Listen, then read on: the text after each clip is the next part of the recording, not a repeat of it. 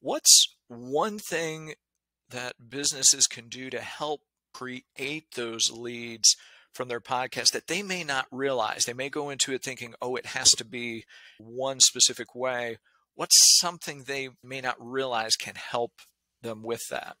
Yeah, I think it depends a little bit if how you're thinking. But if you're looking at actually converting customers, I would say the biggest thing is getting people onto the email list. Whatever you have to do, just scrape and scratch and claw your way to getting people onto the email list somehow, because it's so hard to get people to take action just through a podcast. We can kind of build awareness of our products and services through the podcast, but actually getting them to click buy or book a sales call or something like that is very difficult. So I would say if you're looking at sales specifically, at some point you've got to get people on the email list, and you can do a bunch of things. You can run ads to lead magnets, or whatever kind of opt-ins are going to be effective there. If we're looking at actually getting people onto the email list in the first place, if that's what you would kind of qualify as a lead, then I think it's actually kind of part of the same thing. I already started down that idea, is how can you incentivize people to get on the email list and getting off the podcast? And so there are a lot of ways you can do that. I think a lot of the legacy type of lead magnets, checklists, and ebooks and things like that don't work as well as they used to. And so most of my best lead magnets have been like free email courses, things like that, or even video courses.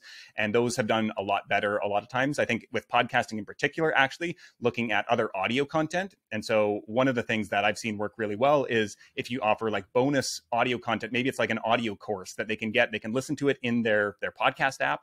And a lot of, like, I know Transistor, they allow you to host, I think, for free private podcasts as well. I think you might get unlimited shows with Transistor, at least several of them. And some of those can be private. And so you could just host one on there, build a landing page and say, you get this, and it's an 8-lesson audio course on this topic. And you can start mentioning that in your shows. And so I think one of the things to think about is where is the least amount of friction for getting people to take that next step. And often people who listen to audio stuff probably going to listen to other audio. And so an audio course or something like that, bonus episodes, things like that only show up on that feed. That's something that could be interesting as a way to incentivize people to get on the list. And then you could also look at, other things like I mentioned that are more kind of video or email based, things like that are not audio based in particular. And then the last thing I would say is just like, when you have those things, like run ads for them regularly, and don't overload your listeners. Like pick one each episode. Maybe you have like one lead magnet that you're really promoting this quarter or whatever it is, and run that every episode for that quarter. You can choose whatever time frame you want. It could be, a month, quarter. You could do it the same one for a year. If you've got one great lead magnet that converts really well,